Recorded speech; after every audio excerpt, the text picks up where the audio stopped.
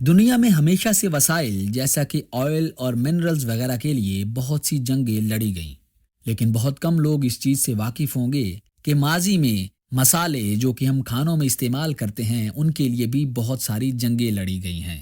تصور کریں ایک ایسی دنیا جہاں کھانوں میں کوئی خوشبو نہ ہو، ذائقہ پھیکا ہو اور ہر ڈش ایک جیسی لگے۔ یہی حال ہوتا اگر مسالے نہ ہوتے۔ کیا آپ جانتے ہیں کہ وہ مسالے جو آج ہمارے باورچی خانے کا لازمی حصہ ہیں، کبھی سونے جتنے قیمتی سمجھے جاتے تھے؟ برِ صغیر کی زمین صدیوں سے نایاب اور خوشبودار مسالوں کا گہوارہ رہی ہے، جن کی تلاش میں یورپی طاقتیں یہاں کھنچی چلی آئیں۔ اس ویڈیو میں ہم جانیں گے کہ مسالے اتنے نایاب کیوں تھے، ان کی مانگ کیسے بڑھی اور یہ کیسے عالمی معیشت کا ایک سنہری خزانہ بنے۔ قدیم زمانے میں دار چینی، لونگ، کالی مرچ اور جائفل جیسے مسالے قدرتی وسائل سمجھے جاتے تھے جو دنیا کے دیگر خطوں میں بہت نایاب تھے۔ یورپ، مشرق وسطیٰ اور چین میں ان کی ڈیمانڈ بہت زیادہ تھی کیونکہ یہ کھانوں کو محفوظ رکھنے، ادویات اور مذہبی رسومات کی ادائیگی میں استعمال ہوتے تھے۔ یورپی طاقتیں خاص طور پر پرتگالی، ولندیزی، فرانسیسی اور برطانوی تاجروں نے مسالوں پر قبضے کے لیے لڑائیاں بھی لڑیں۔ سمندری تجارتی راستوں کی دریافت نے ان کی قیمتیں اور بھی بڑھا دیں اور مسالے کی تجارت نے برصغیر کو عالمی معیشت میں مرکزی مقام عطا کیا۔ 15ویں صدی میں تجارت دنیا کی معیشت کا بنیادی ستون تھی۔ مختلف خطے اپنی یونیک اشیاء کی پیداوار کے باعث تجارتی نظام میں اہم مقام رکھتے تھے۔ یورپ میں چاندی اور سونے کی مانگ زیادہ تھی، جبکہ ایشیا مسالوں، ریشم اور دیگر قیمتی اجناس کے لیے مشہور تھا۔ ان مسالوں کی تجارت کے ذریعے مختلف سلطنتیں نہ صرف دولت مند بن رہی تھیں بلکہ سیاسی اور فوجی طاقت بھی حاصل کر رہی تھیں۔ اس وقت زیادہ تر مشرقی تجارت عرب، ترک اور ہندوستانی تاجروں کے ہاتھ میں تھی جو بحری راستوں کے ذریعے مالابار، خلیج فارس اور بحیرہ احمر کے ذریعے یورپ تک پہنچتے تھے۔ کراؤلی نے لکھا ہے کہ قرون وسطیٰ میں مسالوں کی تجارت مسلم تاجروں کے ہاتھ میں تھی اور ان کی ادائیگی کے عوض انہیں سونا اور چاندی ملتا تھا۔ یہ بات یورپ کو بہت کھٹکتی تھی، مگر کورٹرائٹ کے مطابق اس کا حل ایشیا تک سمندری راستے کی تلاش میں تھا۔ کورٹرائٹ لکھتے ہیں کہ سن 1492 میں اطالوی سیاح کرسٹوفر کولمبس نے مغرب کی طرف بحر اوقیانوس عبور کر کے ایشیا تک پہنچنے کی کوشش کی، مگر وہ امریکہ تلاش کر بیٹھے۔ دوسری جانب پرتگالیوں کا ماننا تھا کہ وہ افریقی براعظم کو عبور کر کے ایشیا تک پہنچ سکتے ہیں۔ سن 1488 میں تولومیو نیاز پہلی بار کیپ آف گلبوب جو کہ موجودہ جنوبی افریقہ ہے اس کے گرد چکر لگا کر افریقہ کے جنوبی کنارے کو عبور کرنے میں کامیاب ہوئے۔ اس کے 10 سال بعد واسکو ڈے گاما نے بھی یہی راستہ اپنایا۔ راستے میں پیش آنے والی بے پناہ مشکلات کے بعد واسکو ڈے گاما یورپی تاریخ میں پہلی بار افریقہ کے جنوبی ساحل کو عبور کرنے میں کامیاب ہو گیا۔ تاہم ہندوستان ابھی بھی ہزاروں میل دور تھا اور اس کا صحیح راستہ اختیار کرنا اندھیرے میں سوئی تلاش کرنے کے مترادف تھا۔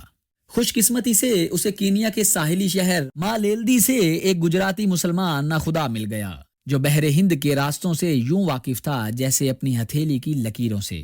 اسی ناخدا کی رہنمائی میں 20 مئی سن 1498 کو 12,000 میل کا سفر کرنے کے بعد اور عملے کے درجنوں افراد گنوانے کے بعد واسکو ڈے گاما بالآخر ہندوستان میں کالی کٹ کے ساحل تک پہنچنے میں کامیاب ہو گیا۔ اس واقعے کی 5 صدیوں بعد بھی عرب کشتیران اس ملاح کی کئی نسلوں کو کوستے ہیں جس نے فرنگیوں پر بحر ہند کے بند راز کھول کر یہاں قائم ہزاروں سال پرانی تجارتی ریل پیل کو درہم برہم کر دیا۔ اس زمانے میں یورپ کی ہندوستان سے بے خبری کا اندازہ اس سے لگائیے کہ کالی کٹ میں قیام کے دوران واسکو ڈے گاما ہندوؤں کو کوئی گمراہ عیسائی فرقہ سمجھتا رہا۔ پرتگالی ملاح مندروں میں جا کر ہندو دیووں کے مجسموں کو بی بی مریم کے مجسمے اور دیوتاؤں کو عیسائی اولیاء سمجھ کر ان کے سامنے جھکتے رہے۔ کالی کٹ کے سمندری راجا نے اپنے محل میں واسکو ڈے گاما کا استقبال کیا۔ برستی بارش میں واسکو ڈے گاما کو چھتری لگی پالکی میں بٹھا کر بندرگاہ سے دربار تک لایا گیا، لیکن یہ خوشگواری اس وقت تلخی میں بدل گئی جب اس زمانے کے رواج کے مطابق واسکو ڈے گاما نے راجا کو جو تحائف پیش کیے وہ اس قدر معمولی نکلے کہ وزیر مہمانداری نے انہیں راجا کو دکھانے سے انکار کر دیا۔ اس بات کا نتیجہ یہ نکلا کہ مقامی حکام واسکو ڈے گاما کو کسی امیر کبیر ملک کے شاہی سفیر کے بجائے بحری قزاق سمجھنے لگے۔ سمندری راجا نے واسکو ڈے گاما کی جانب سے تجارتی کوٹھیاں قائم کرنے اور پرتگالی تاجروں کا ٹیکس معاف کرنے کی درخواست رد کر دی۔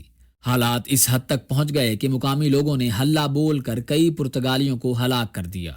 واسکو ڈے گاما کے غیظ و غضب کا کوئی ٹھکانہ نہ رہا۔ اس کے جہازوں میں جو توپیں نصب تھیں ان سے گولہ باری شروع کر دی گئی، جس کا سمندری راجا کے پاس کوئی جواب نہیں تھا۔ انہوں نے کالی کٹ پر بمباری کر کے اپنی عمارتیں جو بالخصوص ان کے لیے بنوائی گئی تھی بشمول شاہی محل تباہ کر دی اور سمندری راجا کو اندرون ملک فرار ہونے پر مجبور کر دیا۔ سفارتی ناکامی اپنی جگہ، لیکن کالی کٹ میں 3 ماہ کے قیام کے دوران یہاں کی منڈیوں میں واسکو ڈے گاما کو بیش قیمت گرم مسالہ اتنی مقدار میں اور اتنے سستے داموں ہاتھ آیا کہ اس نے جہاز کے جہاز بھروا دیے۔ یورپی جہازوں کے عملے کو تنخواہ کے متبادل کے طور پر مسالے رکھنے کی اجازت دی گئی۔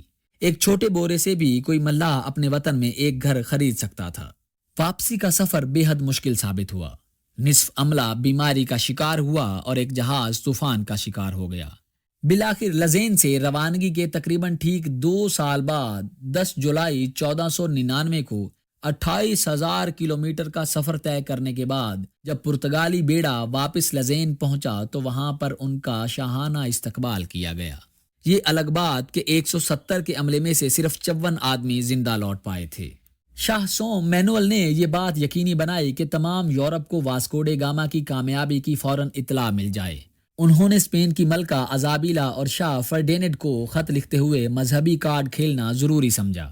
خدا کے کرم سے وہ تجارت جو اس علاقے کے مسلمانوں کو مالدار بناتی ہے اب ہماری سلطنت کے جہازوں میں منتقل ہو گئی ہے اور یہ مسالہ جات تمام عیسائی دنیا کو فراہم کیے جائیں گے۔ واسکو ڈے گاما کی آمد کے 6 ماہ کے اندر جب پیدرو الوائرس کابرال کی قیادت میں دوسرا پرتگالی بیڑا ہندوستان کی سمت روانہ ہوا تو اس میں 13 جہاز شامل تھے اور اس کی تیاری تجارتی مہم سے زیادہ جنگی کارروائی تھی۔ کابرال کو پرتگالی بادشاہ نے جو تحریری ہدایت نامہ دیا اس سے ان کے عزم واضح ہو جاتے ہیں۔ انہوں نے خط میں لکھا، تمہیں سمندر میں مکہ کے مسلمانوں کا جو بھی جہاز ملے اس پر ہر ممکن کوشش کر کے قبضہ کرو اور اس پر لدے مال تجارت، سامان اور جہاز پر موجود مسلمانوں کو اپنے فائدے کے لیے استعمال کرو، ان سے جنگ کرو اور جتنا تم سے ہو سکے انہیں نقصان پہنچانے کی کوشش کرو۔ ان ہدایات کی روشنی میں مسلح بیڑے نے کالی کٹ پہنچ کر مسلمان تاجروں کے جہازوں پر حملہ کر کے مسلمانوں کے سامان تجارت پر قبضہ کر لیا اور جہازوں کو مسافروں اور عملے سمیت آگ لگا دی اور کالی کٹ پر 2 دن تک بمباری کر کے شہریوں کو گھر بار چھوڑ کر بھاگنے پر مجبور کر دیا۔ یہی وجہ ہے کہ جب وہ کوچین اور کنور کی بندرگاہوں پر اترے تو وہاں کے راجاؤں تک ان کی بربریت کے افسانے پہلے سے ہی پہنچ چکے تھے، اس لیے انہوں نے پرتگالیوں کو ان کی شرائط پر تجارتی مراکز قائم کرنے کی اجازت دے دی۔ یہ تمام بحر ہند پر پرتگالی اجاراداری کا آغاز تھا۔ مقامی راجاؤں نے مزاحمت کی کوشش کی لیکن مڈ بھیڑ میں انہیں منہ کی کھانی پڑی، جس کا نتیجہ یہ نکلا کہ آنے والی 1.5 صدیوں میں پرتگالیوں نے کلور، کوچین، گوا، مدراس اور کالی کٹ کے علاوہ کئی دوسرے ساحلی علاقوں میں سمندر پار ایک مقبوضہ حکومت قائم کر لی اور وہاں اپنے وائسرائے اور گورنر مقرر کرنے لگے۔ عرب اور گجراتی مسلمان تاجروں کو یہ مداخلت قبول نہ تھی کیونکہ اس سے ان کی صدیوں پرانی تجارتی اجاراداری خطرے میں پڑ گئی تھی۔ مصنف جولیا دیاک لکھتی ہیں کہ پرتگال کے بحری توسیع کے خلاف شمال مغربی ہندوستان میں ایک طاقتور اتحاد تشکیل پایا۔ اس اتحاد کو گجرات کی مظفر شاہی سلطنت، طاقتور مملوک سلطنت کالی کٹ، موجودہ کوزی کوڈ کے راجا سامودری زمورین، عثمانی سلطنت کے افسران اور یہاں تک کہ تجارتی سفر کے آخری حصے کے نگہبان وینس نے بھی مدد فراہم کی تھی۔ دیو کی جنگ میں اتحادیوں کو شکست کا سامنا کرنا پڑا۔ دوسرے یورپی ملک یہ تمام کھیل بڑی دلچسپی سے دیکھ رہے تھے اور یہی عمل بعد میں ولندیزیوں، فرانسیسیوں اور بالآخر انگریزوں نے ایسٹ انڈیا کمپنی کی صورت میں دہرایا اور پرتگالیوں کو انہی کے کھیل میں شکست دے کر نہ صرف ہندوستان بلکہ پورے بحر ہند پر قبضہ جما لیا۔ صرف گوا، دمن اور دیو کے علاقے برصغیر کی آزادی تک پرتگالیوں کے پاس رہے۔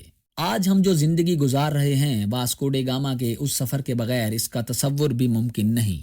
واسکو ڈے گاما کے تاریخ ساز سفر کی بدولت نہ صرف برصغیر بلکہ تمام ایشیا میں پہلی بار مکئی، آلو، ٹماٹر، سرخ مرچ اور تمباکو جیسی فصلوں کی کاشت کی گئی، جن کے بغیر آج کی زندگی کا تصور کرنا تھوڑا مشکل ہے۔ اسی دوران امریکہ دریافت کیا جا چکا تھا اور وہاں اسپین کے علاوہ خود پرتگالیوں اور دوسرے یورپی ملکوں نے 9 آبادیاں قائم کرنا شروع کر دی تھی۔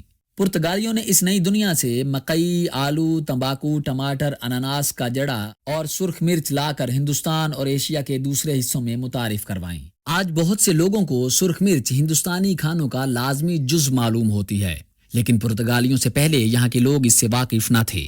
पुर्तगालियों ने बर्रे सगीर की सकाफत को किस तरह मुतासिर किया, क्या आपको पता है? साबुन, बाल्टी, तौलिया, आपके घर का विरांडा, फीता, मिस्त्री, नीलामगर, कमरे, अलमारी, मेज, सोफा और चाय पिर्च उर्दू के नहीं बल्कि पुर्तगाली जुबान के लफ्ज हैं।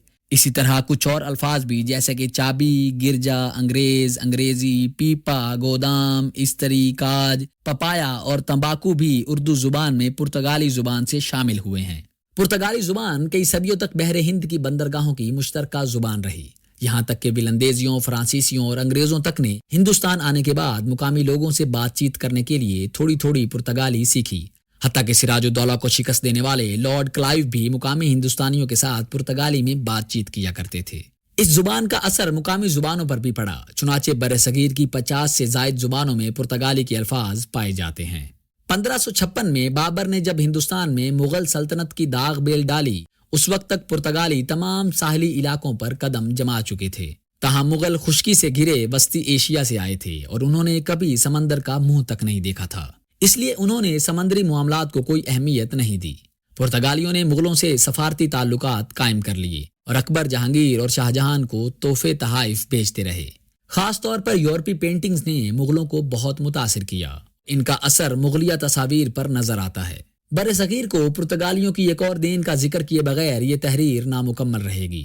हम सब बॉलीवुड के सुनहरे दौर की मौसीकी के मद्दाह हैं। इस मौसीकी की तरवीज में गोवा से आने वाले पुर्तगाली नय्याद मौसीकारों का बड़ा अहम हिस्सा है, जिन्होंने हिंदुस्तानी म्यूजिक डायरेक्टर्स को म्यूजिक अरेंजमेंट और ऑर्केस्ट्रा का इस्तेमाल सिखाया। आज भी अगर आप शंकर जयकिशन, एस.डी. बर्मन, श्री रामचंद्र, पी. नैयर और लक्ष्मीकांत प्यारेलाल जैसे मौसीकारों की फिल्में देखें तो म्यूजिक अरेंजमेंट के सांतुल तुले आपको गोंसालोस, फर्नांडो डिसोजा और डिसिल्वा जैसे कई पुर्तगाली नाम नजर आएंगे, जो एक गुजरे हुए अब्द की दास्तान सुनाते हैं।